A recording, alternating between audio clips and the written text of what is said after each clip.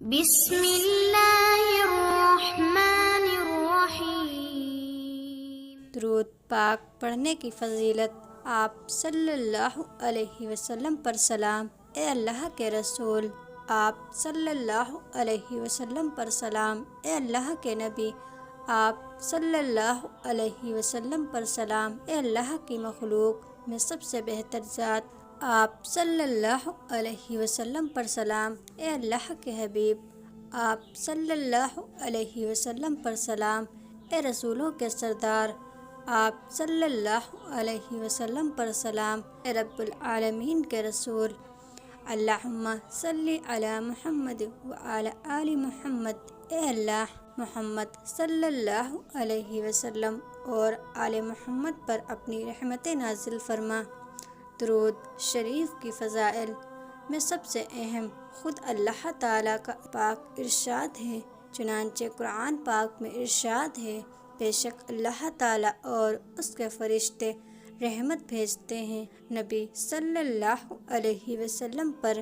اے ایمان والو، تم بھی آپ صلی اللہ علیہ وسلم پر رحمت بھیجا کرو اور خوب سلام بھیجا کرو۔ درود شریف کی فضیلت میں آپ صلی اللہ علیہ وسلم کی کئی حدیثیں ملتی ہیں، جیسے حضور صلی اللہ علیہ وسلم کا ارشاد ہے کہ قیامت میں سب سے زیادہ مجھ سے قریب وہ شخص ہوگا جو سب سے زیادہ مجھ پر درود بھیجے۔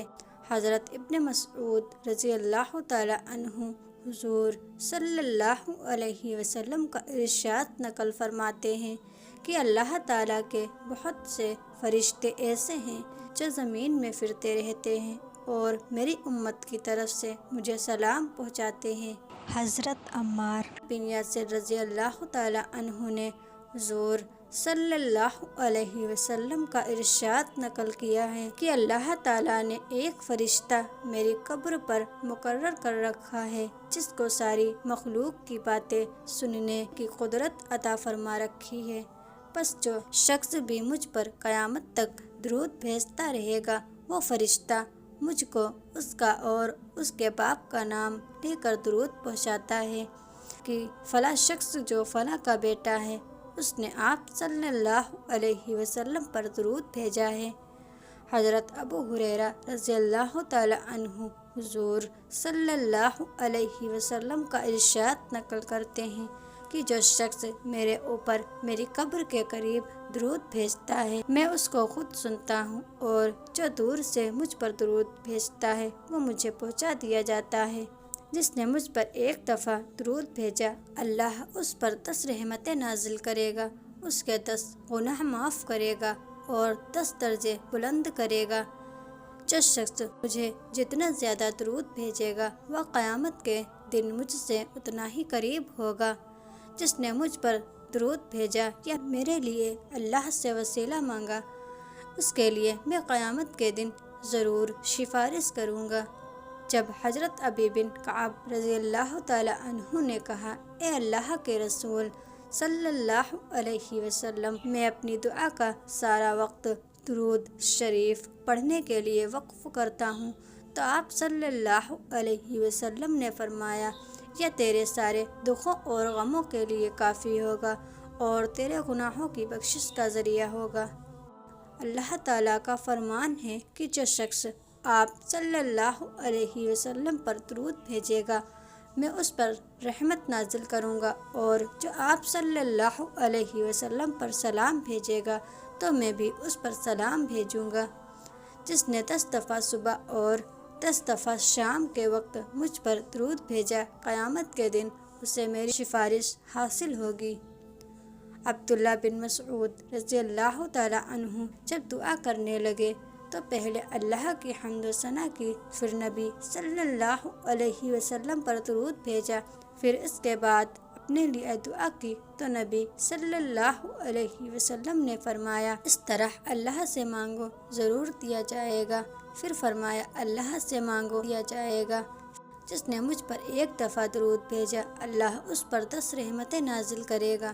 اللہ تعالیٰ مجھ پر ایک دفعہ درود پڑھنے والے پر 10 رحمتیں نازل کرتا ہے اور ایک دفعہ سلام بھیجنے والے پر 10 دفعہ سلام بھیجتا ہے۔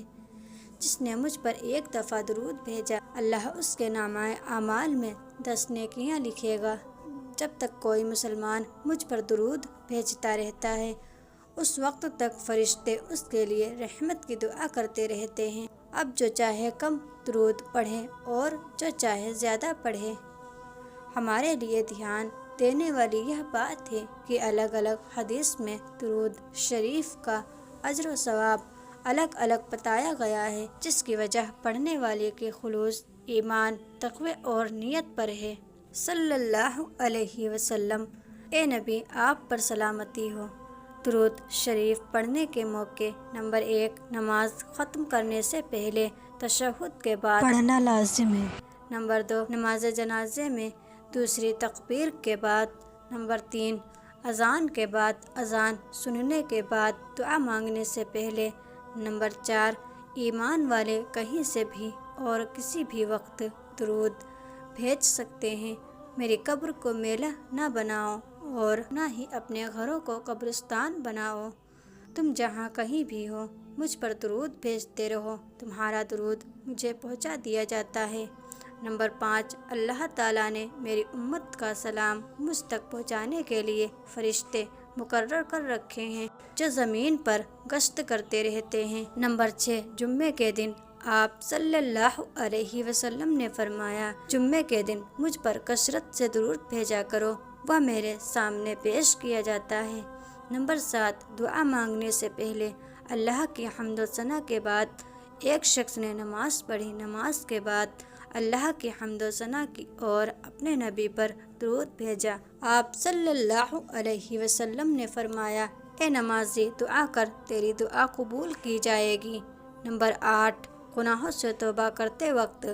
نمبر 9، تکلیف، مصیبت و رنج و غم کے موقع پر۔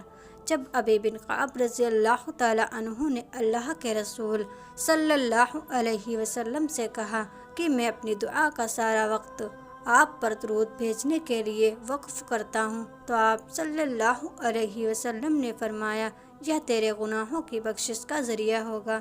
نمبر 10، اللہ کا اسم مبارک نام سننے، پڑھنے یا لکھنے کے وقت۔ نمبر 11، مسجد میں داخل ہوتے اور مسجد سے نکلتے وقت۔ نمبر 12، نماز سے فارغ ہونے کے بعد۔ نمبر 13، مجلس میں کچھ لوگ مل کر بیٹھیں اور اللہ کا ذکر نہ کریں اور نہ نبی صلی اللہ علیہ وسلم پر درود بھیجیں تو قیامت کے دن وہ مجلس ان لوگوں کے لیے وبال کی وجہ ہوگی۔ اللہ چاہے تو انہیں سزا دے یا چاہے معاف کر دے۔ نمبر 14، صبح و شام میں جس نے 10 دفعہ صبح و 10 دفعہ شام کو مجھ پر درود بھیجا، اسے قیامت کے دن میری سفارش حاصل ہوگی۔ اللہ تعالی ہم سب کو اپنے نبی محمد صلی اللہ علیہ وسلم پر زیادہ سے زیادہ درود بھیجنے کی توفیق دے اور انہیں ہمارے لیے ذخیرہ آخرت بنائے۔ آمین یا رب العالمین۔ جزاک اللہ۔